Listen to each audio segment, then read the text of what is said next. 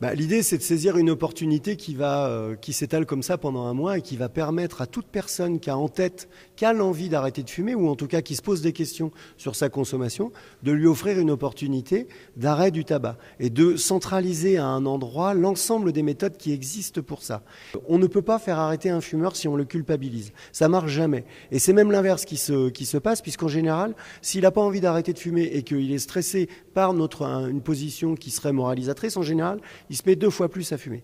Par contre, ce qu'il faut faire, c'est être là, présent au bon moment, quand quelqu'un a en tête l'idée d'arrêter de fumer. Ça, c'est la première chose, le premier niveau de réponse. Et le deuxième niveau de réponse, c'est de dire aussi d'enlever, et je crois que c'est un travail qui est commencé depuis les lois Evin, le côté banal de fumer. Avant, il était banal de fumer dans un wagon de train, il était banal de fumer sur un quai de gare, dans un hall d'immeuble et autres. Aujourd'hui, on ne fume plus dans tous ces endroits-là. Et donc on voit bien qu'il y a un mouvement sociétal qui n'est pas propre à la France, qui est propre à l'ensemble des pays, qui va dans ce sens-là, qui est de dire le tabac, c'est pas anodin, quoi. Et que quand quelqu'un a envie d'arrêter de fumer, c'est toute l'opportunité du mois sans tabac.